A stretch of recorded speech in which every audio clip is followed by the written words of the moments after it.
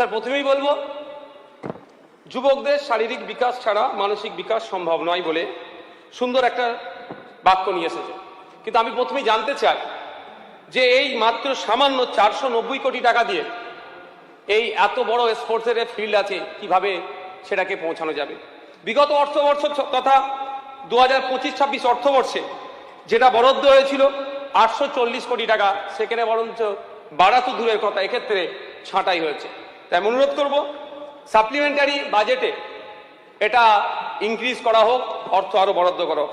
কারণ হচ্ছে এই বইয়েতে, বাজেট বইয়ের 22 নম্বর পেজে আমি দেখছিলাম সমস্ত বিধানসভার ক্ষেত্রে 5 কোটি টাকা ব্যয় করে একটি মিনি ইনডোর স্টেডিয়ামের স্থাপনের কথা বলা হয়েছে, যেটা এই আর্থিক বছরে 100টি এই সুযোগ দেওয়া হবে। 294 × 5 যদি করি 1470 কোটি টাকার ব্যাপার থাকছে, কিন্তু এই আর্থিক বছরেই শুধু 500 কোটি টাকার মিনি ইনডোর স্টেডিয়ামের কথা বলা হচ্ছে, কিন্তু বরাদ্দ হয়েছে 490 কোটি টাকা। তাহলে বাকি ফিল্ডের কাজগুলো কিভাবে হবে? স্পোর্টস নিয়ে কতটা সিরিয়াস সরকার জবাবি ভাষণে নিশ্চিতভাবে দেবে।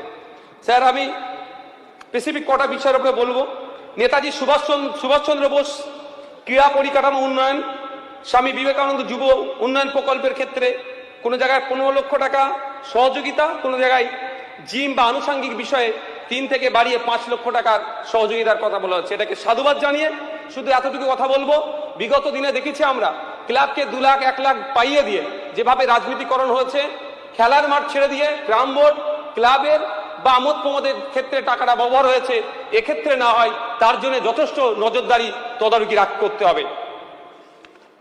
স্যার এখানে বিবেকানন্দ যুব ভারতী স্টেডিয়ামের কথা উল্লেখ করেছে, ফিফা ওয়ার্ল্ড কাপ আন্ডার-17 এর কথা বলেছে। একটা বিষয় মনে হয় ছেড়ে গিয়েছে, আমি একটু মনে করে দিতে চাই। 13ই ডিসেম্বর 2025 সালে এক ভয়াবহ ঘটনার সাক্ষী আমরা দেখলাম। সারা বিশ্বের দরবারে আমাদের মাথা হেঁট হলো।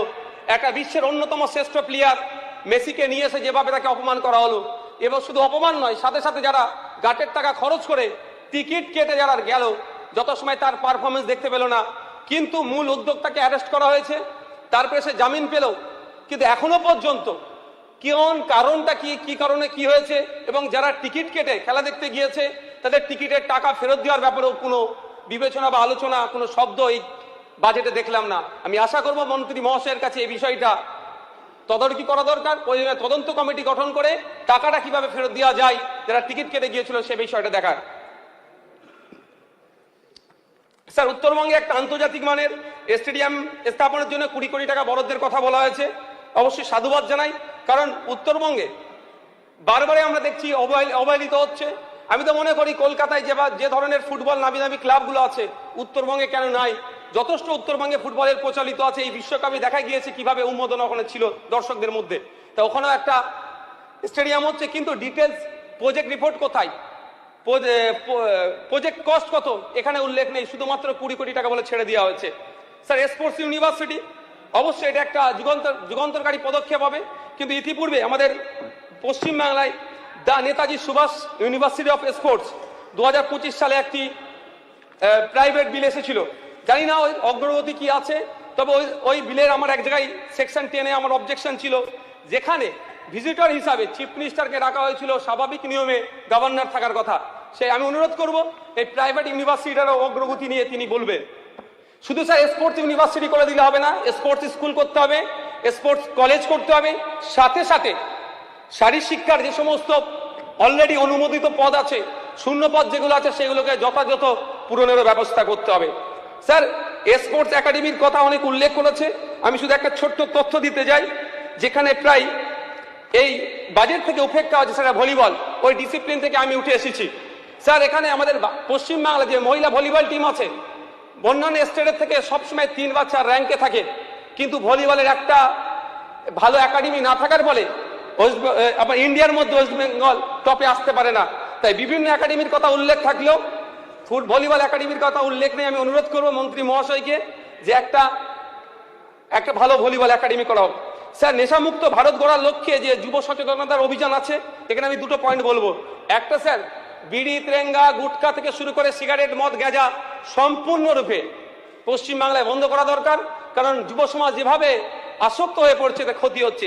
দ্বিতীয় স্যার যেটা হচ্ছে অনলাইন গেমের ফলে এতটা আসক্তি হয়ে যাচ্ছে, WHO মতে এই অনিয়ন্ত্রিত গেমিং আসক্তি এক প্রকার মানসিক রোগ, যাকে গেমিং ডিসঅর্ডার বা ডিজিটাল মাদকও বলা হচ্ছে।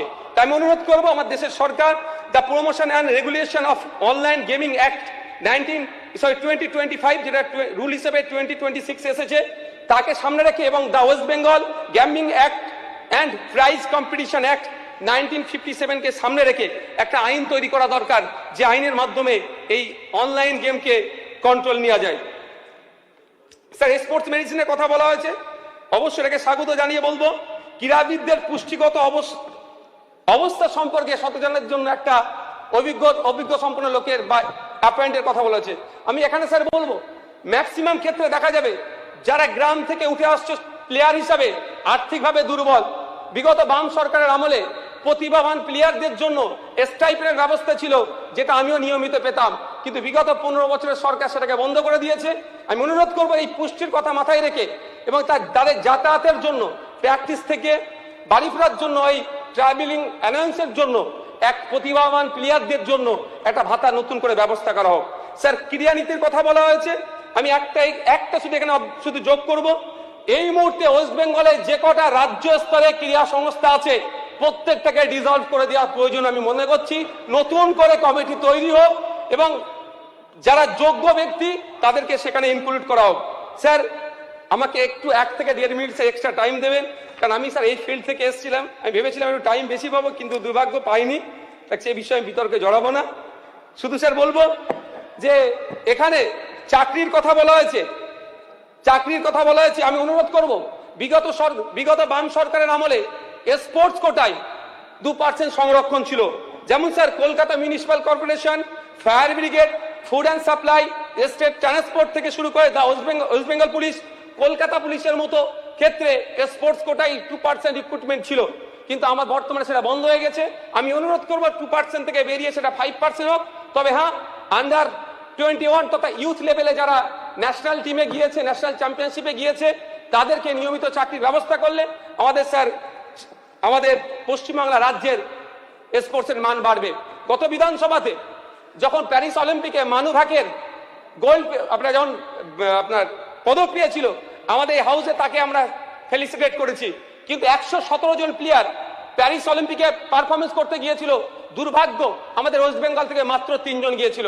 এখন দেখলে স্যার দেখা যাবে সারা ভারতবর্ষে একটা সময় ছিল বাঙালি ফুটবলাররা 11 জন 12 জন করে থাকতো, কিন্তু এখন ভারতবর্ষে যে ফুটবল টিম আছে সেই টিমের আপনি যদি নামের লিস্ট দেখেন, বাঙালি ফুটবলারদেরকে খুঁজে পাওয়া যাবে না। সুতরাং ফুটবল মাঠ থেকে শুরু করে ক্রিকেট, ভলিবল, আরো যে ডিসিপ্লিনগুলো আছে সেইগুলো যথাযথ লক্ষ্য দিতে হবে।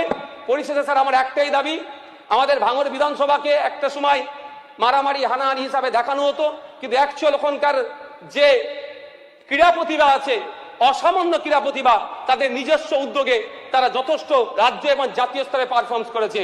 পিউঢালি বক্সার ভাঙড় থেকে উঠে এসেছে। এই কদিন আগে 400 মিটার রিলে যে এসেছে তৌরা খাতুন ভাঙড় থেকে, বিশেষভাবে সক্ষম, বুলবুল নাম তার, সে ইন্টারন্যাশনাল পারফরমেন্স করে দেশের জন্য গোল্ড দিয়ে এসেছে। তাই পরিশেষে স্যার অনুরোধ একটাই, ভাঙড়ে একটা স্পোর্টস কমপ্লেক্স দেওয়া হোক। ধন্যবাদ স্যার। পশ্চিমবঙ্গ ভারতবর্ষের মধ্যে সেই স্পোর্টিং স্টেট, যেমন আমরা অন্যান্য দেশের কথা আলোচনা হচ্ছিল, বলা হয় কিছু দেশ হচ্ছে তারা স্পোর্টিং নেশন, তেমনি ভারতবর্ষে পশ্চিমবঙ্গ কিন্তু একটা স্পোর্টিং স্টেট। অর্থাৎ এখানে আমাদের ক্রীড়া, বিশেষ করে খেলাধুলা, তার মধ্যে বিভিন্ন ধরনের খেলাধুলা আছে যা সর্বস্পর্শী এবং পরিবারের প্রত্যেকে কখনো না কখনো ভাবে তারা খেলার সঙ্গে যুক্ত ছিলেন বা আছেন। সেই পশ্চিমবঙ্গে দীর্ঘদিন ধরে ক্রীড়া যেভাবে অবহেলিত হয়েছে এবং খেলাধুলার নাম করে পুরো একটা যে সিন্ডিকেট রাজনীতিকরণ চলেছে, তার ফলে খেলাধুলার পরাজয় হয়েছে, খেলোয়াড়রা অনেক পিছিয়ে গেছেন। তারই ফলস্বরূপ আজকে অলিম্পিকে যারা ভারতবর্ষকে প্রতিনিধিত্ব করছেন, তার মধ্যে খুব কম সংখ্যক মানুষ পশ্চিমবঙ্গ থেকে আমাদের ভারতবর্ষের জার্সি পরে তারা অলিম্পিকে যাচ্ছেন। বা বিশ্বকাপে যখন আমরা বলছিলাম যে বিশ্বকাপ আমরা তো সবাই দেখছি, বিভিন্ন এখানে অনেকেই রাত জেগে, আমি তো বলবো বোধহয় প্রত্যেকেই রাত জেগে ফুটবল ওয়ার্ল্ড কাপ দেখেছে। বাঙালিদের ক্ষেত্রে রসগোল্লার পরে সব থেকে প্রিয় হলো ফুটবল, আর তাই বলি যে সব খেলার সেরা বাঙালির তুমি ফুটবল। কিন্তু দুর্ভাগ্য যে আজকে ভারতবর্ষের যে ন্যাশনাল টিম, সেখানেও আজকে নাম ধরে দেখা যাচ্ছে যে সেখানে আমাদের পশ্চিমবঙ্গের প্রতিনিধি, বাঙালি প্রতিনিধি কিন্তু নেই।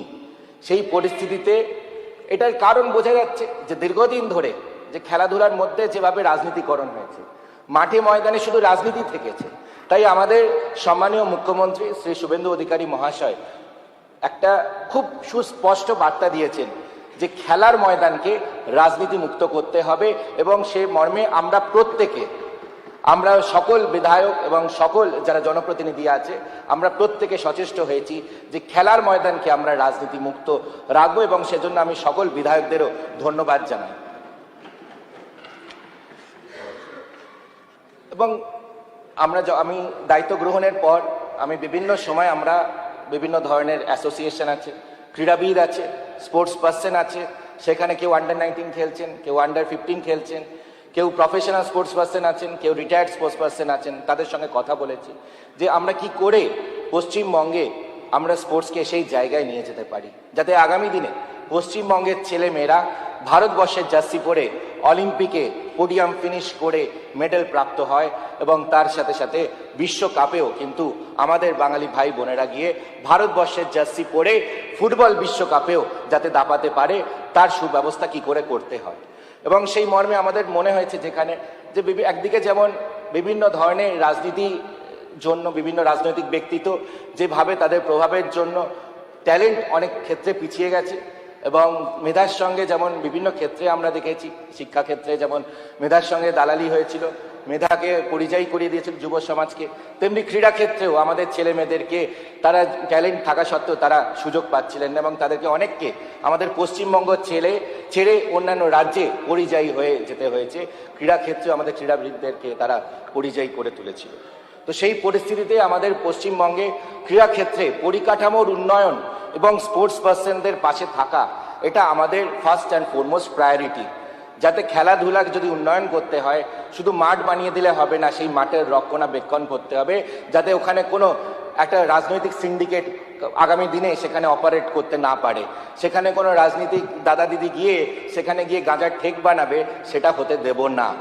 এবং সেই মর্মে আমাদের সুচিন্তিতভাবে স্পোর্টস ইনফ্রাস্ট্রাকচার কি করে বাড়ানো যায়, এবং তার সাথে সাথে স্পোর্টস পার্সনদেরকে কি করে আমরা সাপোর্ট করতে পারি, তাদের প্রফেশনাল সাপোর্ট, তাদের কোচিং সাপোর্ট, তাদের নিউট্রিশনাল সাপোর্ট, তাদের ট্রান্সপোর্ট সাপোর্ট, সেই মর্মে কিন্তু এই বাজেটের বিভিন্ন আমাদের নতুন প্রকল্প আছে, এবং অন্যান্য যে বিভিন্ন আমাদের তার প্রভিশন আছে সেগুলোকেও আমরা বৃদ্ধি করেছি। তার মধ্যে একটি অনন্য আমি দেখছিলাম যেখানে আমাদের সম্মানীয় বিধায়করা বলছিলেন, পান্নালাল বাবু বলছিলেন এই বিষয়টি, জুলফিকার দাও বলছিলেন, সৌমেন কারফা বলছিলেন, সুশান্ত ঘোষও বলছিলেন যে খেলার মাঠগুলোকে কি করে আমরা উন্নয়ন করতে পারি। তো সেই জন্য Netaji Subhashchandra Bose sports infrastructure development scheme আমরা চালু করছি, এবং সেখানে বিভিন্ন স্কুল, কলেজ এবং ইউনিভার্সিটি, কারণ আমাদের খেলোয়াড়রা হঠাৎ করে গিয়ে আগামী দিনে মেডেল পাবে না, তাদেরকে স্কুল কলেজে স্কুল স্তর থেকে তাদের ট্যালেন্টকে ট্যাপ করতে হবে, এবং সেই ট্যালেন্টকে কি করে আমরা ফেসিলিটেট করতে পারি সেটা সরকার বিভিন্ন একদম ধাপে ধাপে স্টেপ বাই স্টেপ এগিয়ে নিয়ে যাবে। তার সূচনা যেখানে হবে সেই স্কুল, তাই জন্য স্কুলের প্লেগ্রাউন্ডগুলোকে ডেভেলপ করার জন্য, কলেজের প্লেগ্রাউন্ডগুলোকে ডেভেলপ করার জন্য আমরা 15 লাখ টাকা করে বরাদ্দ করেছি প্রত্যেক স্কুল এবং কলেজে। সেখানে আমাদের ফুটবল বিভিন্ন যে স্পোর্টস গ্রাউন্ড সেগুলোকে ডেভেলপ করার জন্য আমরা এর সাথে সাথে আমরা বিশ্বাস করি যে শারীরিক সুস্থতা মানে শুধুমাত্র একটা রোগ থেকে মুক্তি নয়, শারীরিক সুস্থতা মানে হলো আমাদের শরীর প্লাস মন দুটোই সুস্থ থাকতে হবে, এবং তার ক্ষেত্রে স্পোর্টস শুধু প্রফেশন না, স্পোর্টস আমাদের সকলের মধ্যে তার প্রভাব থাকতে হবে, কারণ স্পোর্টসের মাধ্যমেই আমরা যেমন শারীরিক সুস্থতা আসে তার সাথে সাথে কিন্তু মানসিক বিকাশও হতে থাকে। তাই জন্য আমরা স্বামী বিবেকানন্দ ইউথ ডেভেলপমেন্ট স্কিমও এনেছি। সেখানে আমরা, আপনারা জানেন স্বামীজিকে আমরা আমাদের সকল দেশবাসী আমরা এবং সমগ্র বিশ্ব জুড়ে পূজিত আমাদের ইউথ আইকন হিসাবে, তাই স্বামীজিকে স্মরণ করে আমরা মনে করে যে শারীরিক বিকাশের জন্য আমরা মাল্টি জিম ফেসিলিটি ব্যবস্থা করেছি। তার জন্য সরকার সহায়তা করবে। আপনি জিম বানান, পাড়ায় পাড়ায় জিম বানান, আপনার নিজের বিধানসভায় জিম বানান, এবং সেখানে ছেলেমেয়েরা অনুশীলন করবেন নিয়মিত, এবং সেখানে সরকার সেখানে সহায়তা করবে, নিশ্চিন্তে থাকুন। আমাদের বিভিন্ন সরকারি যে ইনফ্রাস্ট্রাকচার, স্পোর্টস ইনফ্রাস্ট্রাকচার, সেগুলো আমি পরিদর্শনে গেছিলাম। আপনারা যুব ভারতী ক্রীড়াঙ্গন এত ভালো একটা ইন্টারন্যাশনাল মাপের স্টেডিয়াম, সেখানে একটা কালো দিন আমাদের দেখতে হয়েছিল। মেসির নাম করে সেখানে মেসোকে নিয়ে এসে যেখানে ইনফ্রাস্ট্রাকচারের ওপর যে অপমান হয়েছে, চেয়ার টেবিল সব মিলিয়ে যে পরিস্থিতি হয়েছিল, এবং মানুষের সাথে, ফুটবল প্রেমীদের সাথে, আমাদের ক্রীড়া প্রেমীদের সাথে যে অন্যায় হয়েছিল, সেক্ষেত্রে আমাদের সেই যুব ভারতী ক্রীড়াঙ্গনকেও আবার আমরা সুন্দর করে সাজিয়ে তুলেছি। এবং পশ্চিমবঙ্গের বুকে আর যাতে আমাদের ফুটবল প্রেমীরা, ক্রীড়া প্রেমীরা কোনোভাবে অপমানিত না হয়, তার সুবন্দোবস্ত করার জন্য আমরা বিভিন্ন পদ্ধতি নিয়েছি। আপনারা দেখতে পেয়েছেন যে গতকাল ডুরান্ড কাপ সেটা লঞ্চ হয়েছে, এবং সেখানে আমরা পেপারলেস টিকিট, অর্থাৎ আপনার ওই গিয়ে আপনি টিকিট কাটবেন অনলাইন, তারপরে গিয়ে আবার দপ্তরে গিয়ে লাইন লাগাতে হবে, সেখানে লাইন দিয়ে থাকবে দীর্ঘক্ষণ, তারপর সেখানে স্ট্যাম্প হবে, তারপর আরেকদিন আসবে খেলা দেখতে। মানুষের দীর্ঘদিন যে হয়রানি করতেন আপনারা দীর্ঘদিন ধরে, এর আগে দুটো সরকারকে বারবার করে ক্রীড়াপ্রেমীরা সাজেশন দিয়েছিল, সেই সাজেশন আপনারা গ্রহণ করেননি, মানুষকে হয়রানির শিকার করেছিলেন, এবং তার ফলে আমাদের ফুটবল স্টেডিয়ামে কিন্তু ফুটবল প্রেমীরাও যাচ্ছিলেন না। তার জন্য আমরা পেপারলেস টিকিটের ব্যবস্থা করেছি। আপনারা সরাসরি টিকিট অনলাইন কাটবেন, এবং সেই টিকিট নিয়ে যেদিন খেলা থাকবে সেদিন সরাসরি স্টেডিয়ামে ঢুকবেন। কোনো মাঝখানে কোনো মিডল ম্যান থাকবে না। দপ্তরের বা এর আগে যে দেখতাম দপ্তরের নাম করে একটা ক্লাব চালাতো, সেই ক্লাবে গিয়ে আপনার স্ট্যাম্প করতে হবে না।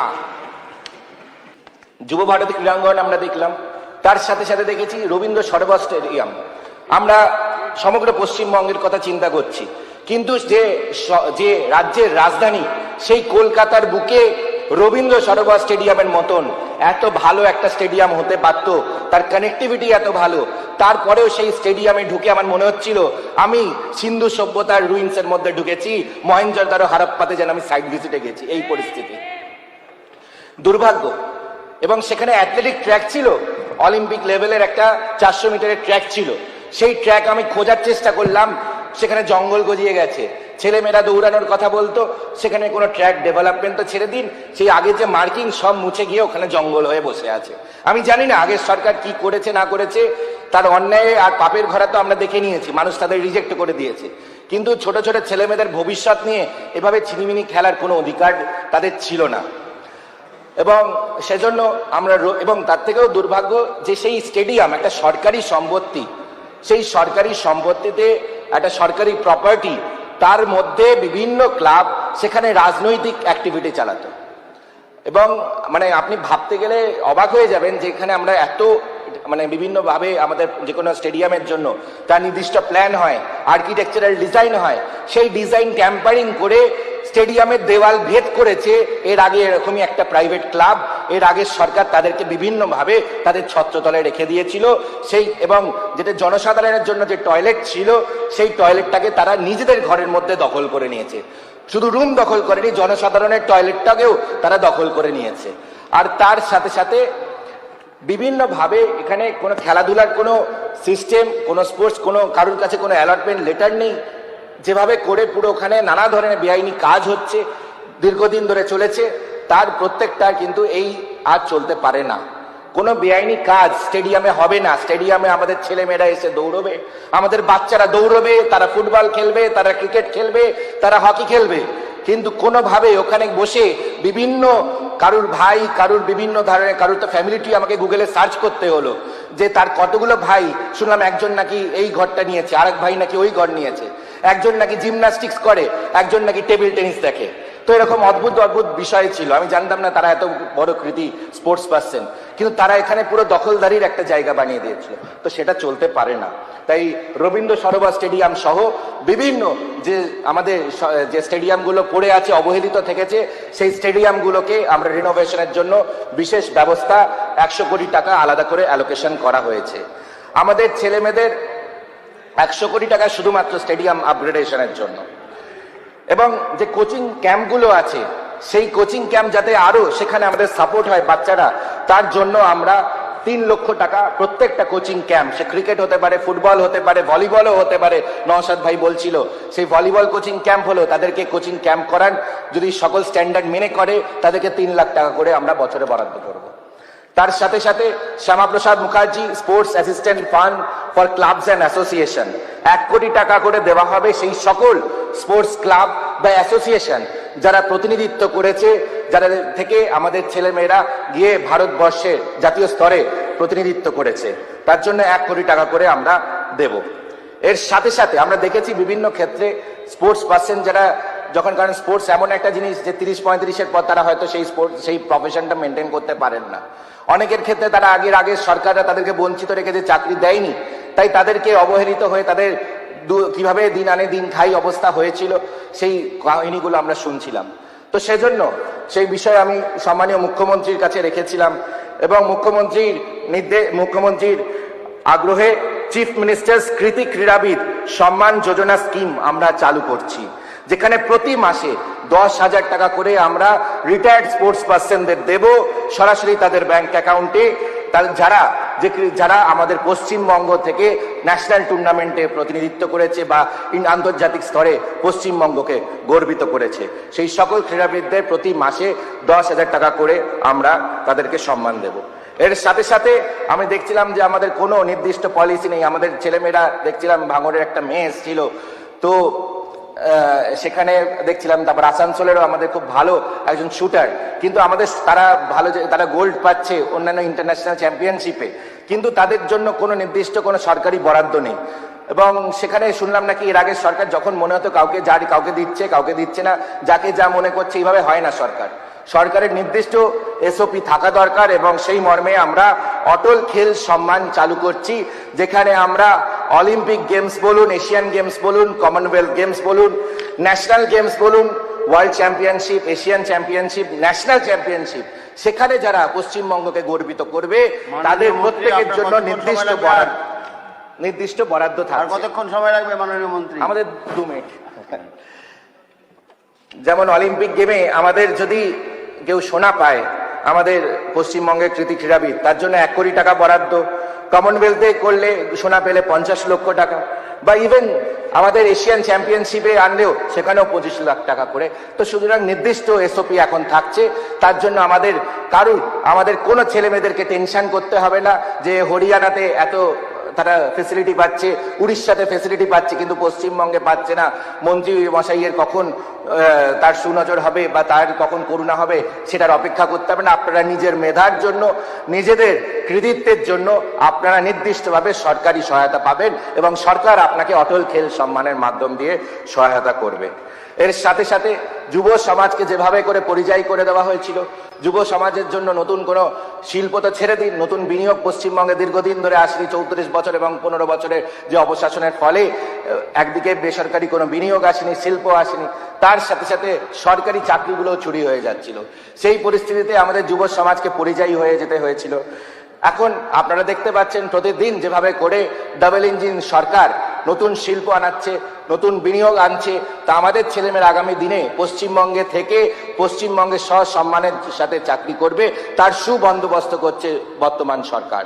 কিন্তু যতক্ষণ না তারা চাকরি পাচ্ছে, তাদের যাতে পরিযায়ী হতে না হয়, তাদের জন্য আমরা যুব শক্তি ভরসা কর্মসূচি রাখছি এবং প্রতি মাসে তাদের 3,000 টাকা করে আমরা মান্থলি অ্যালাওয়েন্স দিচ্ছি এবং তার সাথে সাথে যারা গ্র্যাজুয়েট বা তার ঊর্ধ্বে আছেন এবং যারা গ্র্যাজুয়েট নন, তাদের জন্য প্রতি মাসে 2,000 টাকা করে আমরা তাদেরকে অনারারিয়াম হিসাবে দিচ্ছি এবং যতক্ষণ না তারা চাকরি পাচ্ছে, সরকারের তরফ থেকে তাদেরকে যুব শক্তি ভরসা কর্মসূচির মাধ্যম দিয়ে তাদের পাশে সরকার থাকবে এবং সেই মর্মে নির্দিষ্ট নোটিফিকেশন এরপরে আপনাদের এসে যাবে। তার সাথে সাথে আমরা দেখেছি যেখানে আমাদের ছেলেমেয়েরা বিভিন্ন টুর্নামেন্ট হয়, বিভিন্ন ধরনের চ্যাম্পিয়নশিপ হচ্ছে, কিন্তু সেখানে আমরা ট্যালেন্টকে আমরা হারিয়ে ফেলি। অনেক জায়গায় দেখছি স্কুলে টুর্নামেন্ট হচ্ছে, কোথাও দেখছি ক্লাবরা করছে, কোথাও ডিস্ট্রিক্ট লেভেল হচ্ছে, কোথাও স্টেট লেভেল হচ্ছে, কিন্তু কোথায় কার কি হচ্ছে নো ওয়ান নোস, কারণ প্রত্যেকটা টুর্নামেন্ট আলাদা আলাদাভাবে হচ্ছে। তাই জন্য আমরা এই নিয়ে নির্দিষ্টভাবে বিভিন্ন ওপিনিয়ন নিয়েছিলাম এবং একটা ইন্টিগ্রেটেড অ্যাপ্লিকেশন আমরা বানাচ্ছি। তার সাথে সাথে সেটা ওয়েবসাইট থাকছে এবং নির্দিষ্ট অ্যাপ সকল ক্রীড়াবিদদের কাছে থাকবে। সেখানে প্রত্যেক অ্যাথলেট হোক, প্রত্যেক যারা স্পোর্টস পার্সন, তারা আপনি যাই খেলুন, ভলিবল খেলুন, বাস্কেটবল খেলুন, লন টেনিস খেলুন আর টেবিল টেনিস খেলুন, ক্রিকেট খেলুন, ফুটবল খেলুন, আপনি দৌড়ান, লং জাম্প করুন বা হাই জাম্প করুন, প্রত্যেকের নির্দিষ্ট আইডেন্টিটি থাকবে সেই পার্টিকুলার অ্যাপের মাধ্যমে, যেটা আপনারা নিজেরা অ্যাক্সেস করতে পারবেন এবং আপনারা কি রেকর্ড করছেন সেগুলো সরাসরি সেই ড্যাশবোর্ডে এসে যাবে এবং মাননীয় রাজ্যের যত মন্ত্রী। স্পোর্টস ইনফ্রাস্ট্রাকচার আছে সেগুলো সব এই অ্যাপের মাধ্যম দিয়ে, সেখানে কোথায় একাডেমি আছে, কিভাবে আপনারা যোগাযোগ করবেন, কিভাবে আপনারা সেখানে এনরোল করবেন এবং কিভাবে আমরা টপ 3 টপ 5কে আমরা এগিয়ে নিয়ে যাব, তাদের জন্য বিভিন্নভাবে আমরা সহায়তা করতে পারি সরকারের তরফ থেকে এবং তাদের স্পন্সরশিপ সহ বিভিন্নভাবে আমরা তাদের সচেষ্ট হতে পারি। তার জন্য আমরা একটা ইন্টিগ্রেটেড মোবাইল অ্যাপ সকল স্পোর্টস পার্সনদের জন্য আনছি, স্পোর্টসের উন্নয়নের জন্য। আর সর্বশেষে একটাই কথা বলবো যে দীর্ঘদিন আমি দেখছিলাম আমাদের সম্মানীয় বিধায়করা যারা বিরোধী আছেন তারা বলছিলেন যে কেন্দ্র সরকারের কথা বলছিলেন। এটা দুর্ভাগ্য যে 8 বছর ধরে খেলো ইন্ডিয়া পশ্চিমবঙ্গে আপনারা আনতে দেননি। দীর্ঘদিন ধরে পশ্চিমবঙ্গে ক্রীড়াবিদরা তারা খেলো ইন্ডিয়ার বিভিন্ন সুফল থেকে তারা বঞ্চিত থেকেছে। আমরা পশ্চিমবঙ্গের প্রত্যেক জেলায় জেলায় ইনস্টিটিউট অফ স্পোর্টস এক্সেলেন্স খেলো ইন্ডিয়ার মাধ্যম দিয়ে আনবো। আর তার সাথে সাথে আমাদের খেলোয়াড়দেরকে সাপোর্ট করার জন্য খেলো ইন্ডিয়ার মাধ্যমে তাদেরকে বিভিন্নভাবে আমরা স্কলারশিপ দেব, যাতে তাদের প্রফেশনাল কোচিং, নিউট্রিশনাল এবং বিভিন্ন যে সাপোর্ট দরকার হয়, যাতে তাদেরকে আমরা 8 বছর থেকে নার্চারিং করে অ্যামেচার থেকে প্রফেশনাল অবধি নিয়ে যেতে পারি, সেই সুবন্দোবস্ত করবে পশ্চিমবঙ্গ সরকার। নিশ্চিন্তে থাকুন। ধন্যবাদ। আমাদের ভিডিও ভালো লাগলে লাইক এবং শেয়ার করুন। কমেন্ট সেকশনে গিয়ে জানান আপনাদের মতামত। আরও ভিডিও পেতে আমাদের চ্যানেল সাবস্ক্রাইব করুন এবং প্রতি মুহূর্তে খবরের আপডেট পেতে প্রেস করুন বেল আইকন।